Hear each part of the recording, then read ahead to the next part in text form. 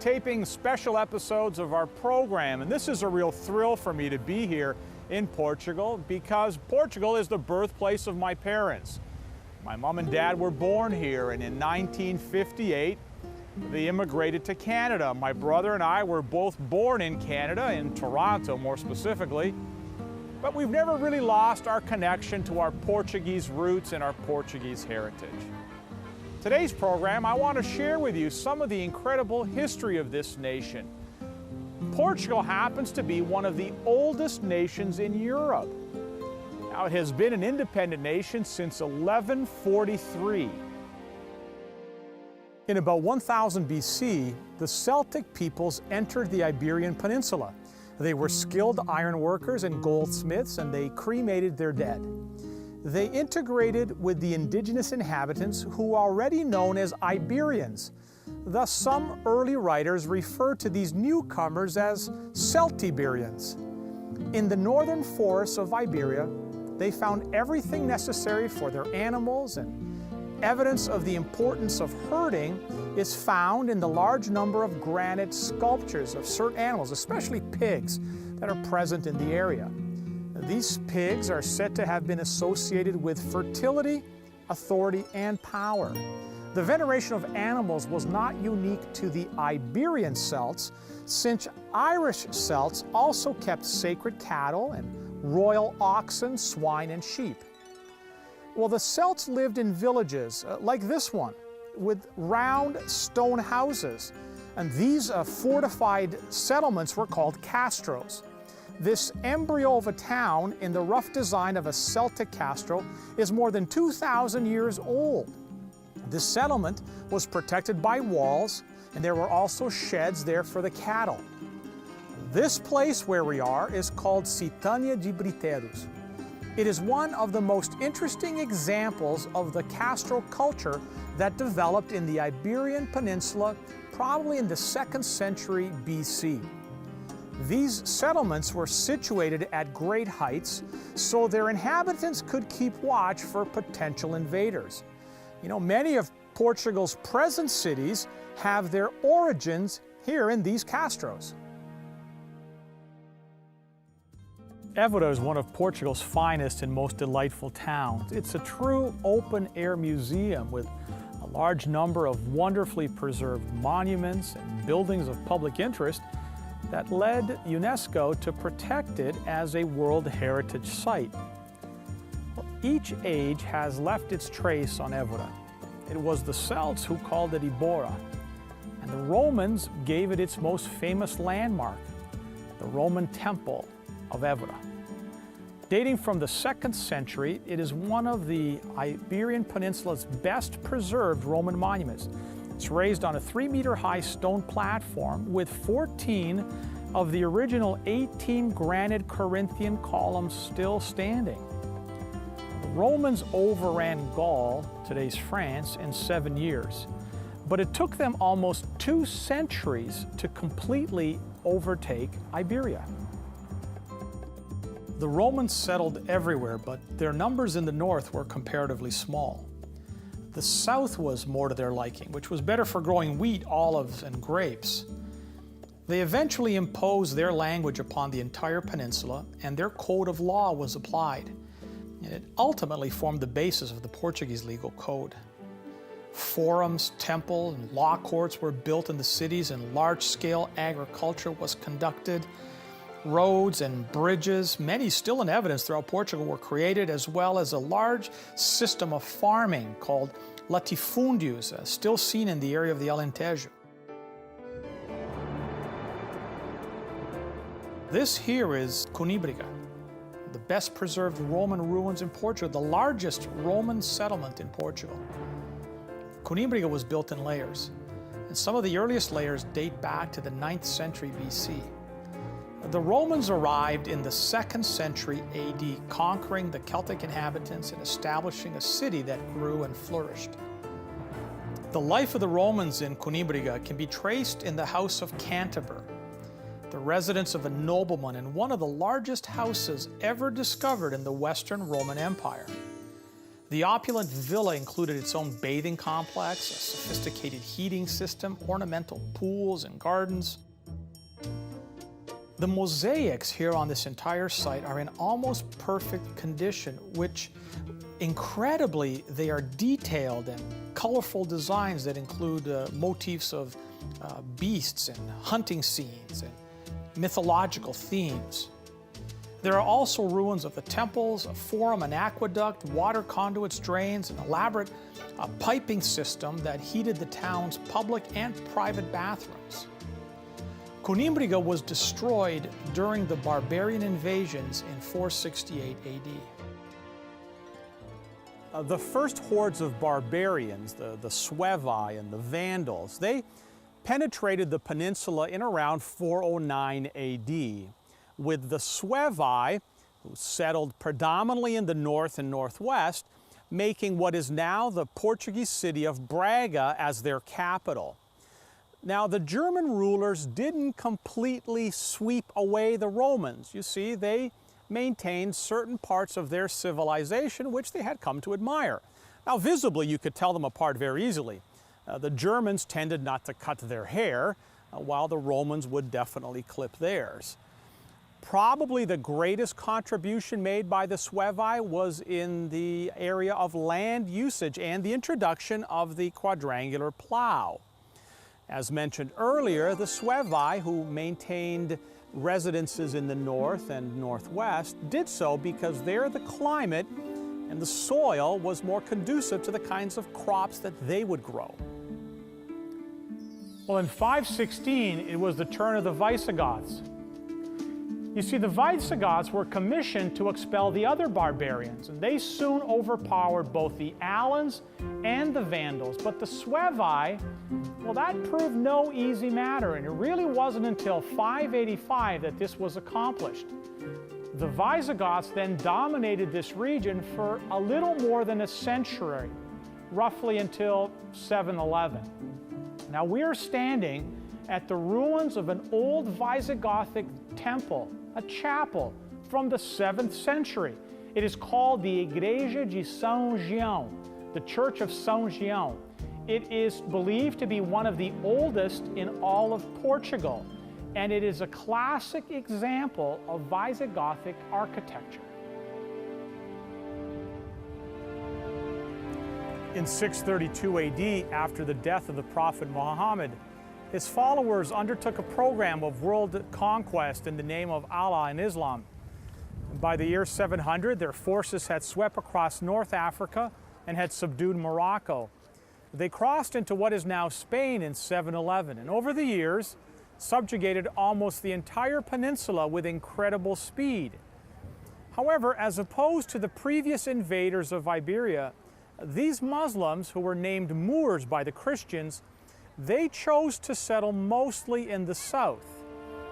We are here in the town of Sintra, and here in the town of Sintra you have the Castle of the Moors, or what the Portuguese call Castelo dos Mouros. It's located at the top of the hill, and it's a symbol that denotes Muslim and Islamic domination in Portugal. Now, with the Moors came some technical advances. The Moors fortified several cities. The works of irrigation from Roman days were restored and perfected. Water power was used to drive milling machinery, and the use of linen paper made the multiplication of books much easier than in the days of parchment rolls.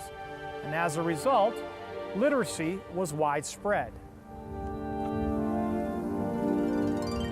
Christians continuously tried to get rid of the Moors, and the first attempt is said to have been as early as 10 years after their invasion. This was when a man named Pelagio won the first Christian victory against the hated invaders in the north of Iberia. And though the military significance was small at the time, it lifted Christian morale. And over the years, the Christians reconquered several areas from north to the south of the peninsula. In 1095, Afonso VI of Leon decided to bring this region here under more direct control of his family. To Henriques, his legitimate daughter, he assigned Galicia, as far south as Lima. She had married Raymond, the son of the Count of Burgundy, thereby establishing a link with the kings of France. The Portucalense county he gave to his illegitimate daughter, Dona Teresa. You see, she had married Henrique, also from the house of Burgundy. From her patrimony and dynasty, the future Portuguese monarchy directly descended. Now, this here is the castle at Guimarães. It is very likely that this was the residence of Count Henrique and the birthplace of his son, Afonso Henriques. On the death of her husband, Count Henrique, Dona Teresa attempted to rule the Portucalense county herself, assuming the title of queen.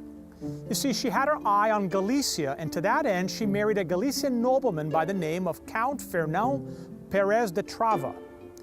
The Portucalense nobility feared they might become subject to the Galicians. Many of the leading nobles took up arms against Dona Teresa.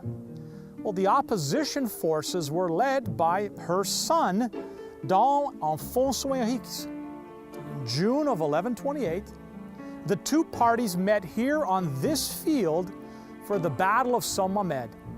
The Portucalense were the victors. Don Afonso Henriques expelled his mother and her consort and took over the reins of the government.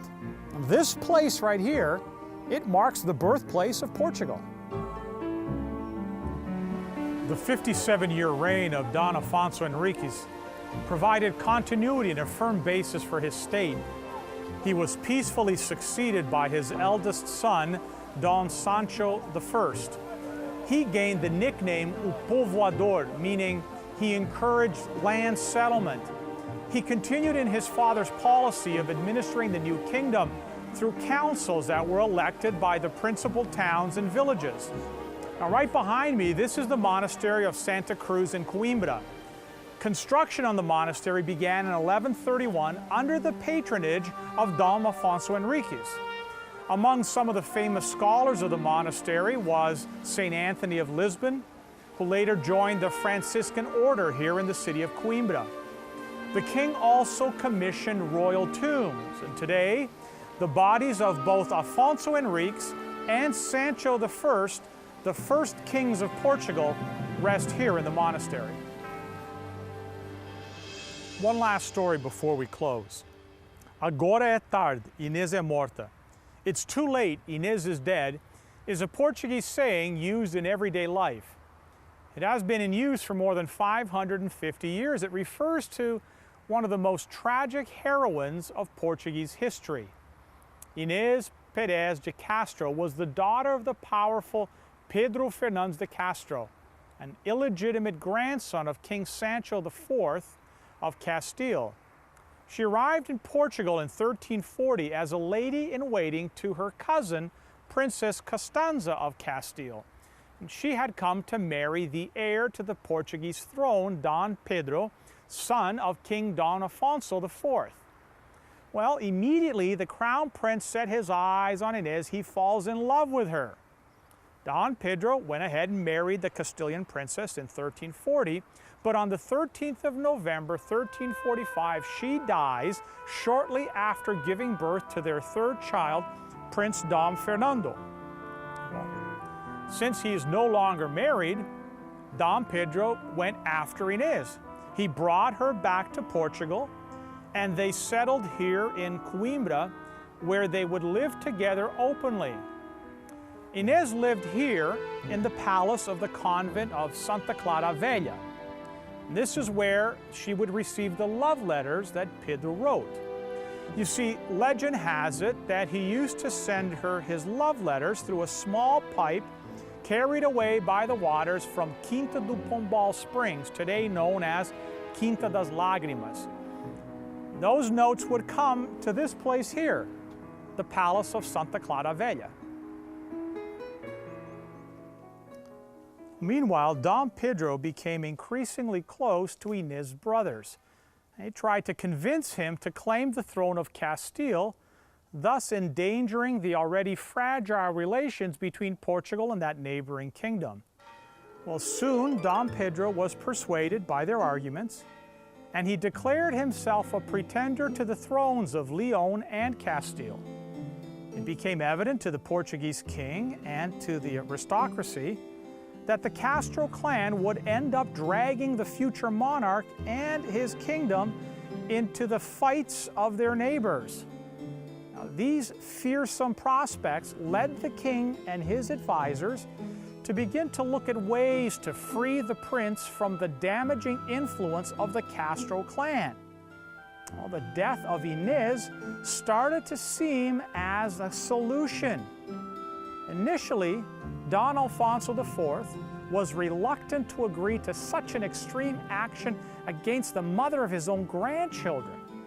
But on January the 7th, 1355, while Pedro was away from home, the king called his counselors to a meeting right here in the castle of Montemor o Velho. And at the end, he finally decided to send 3 of his counselors, Pero Coelho, Álvaro Gonçalves, and Diogo Lopes Pacheco, to Coimbra in order to kill Inez. Well, as soon as the assassins and the king arrived here at the palace of the convent of Santa Clara Velha, Inez appeared before them surrounded by her children and appealed to the king.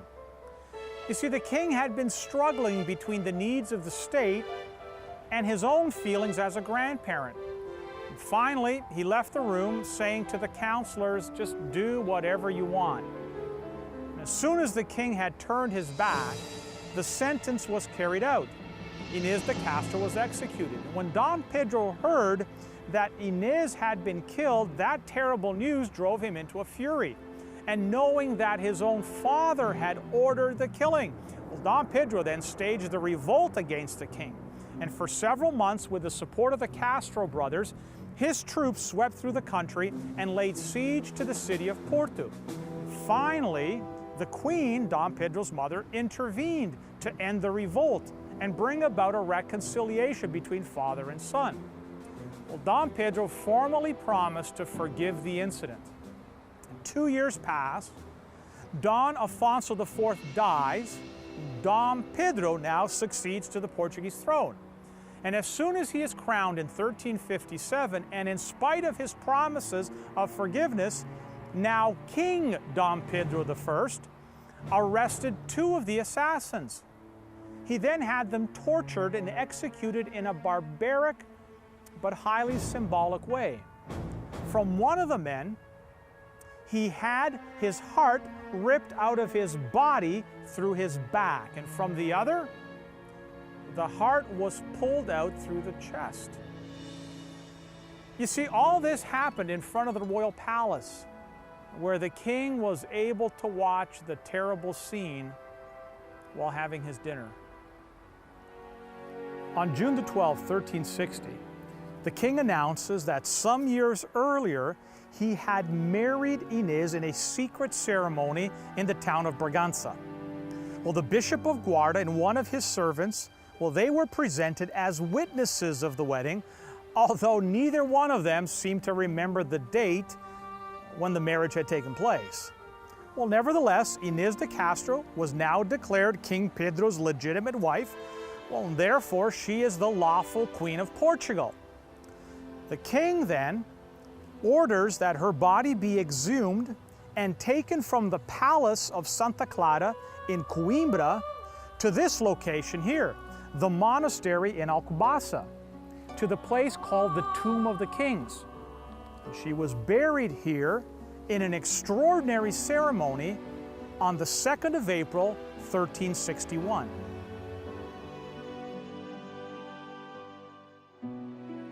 I hope you're enjoying the program from Portugal. We're about to go into the monastery there in Alcobaça and show you the unique layout of the tombs of Dom Pedro and Inez. And just wanted to let you know that we weren't able to go in with our regular equipment, and so, the sound may not be the quality that we would have liked, but I hope you enjoy this special segment.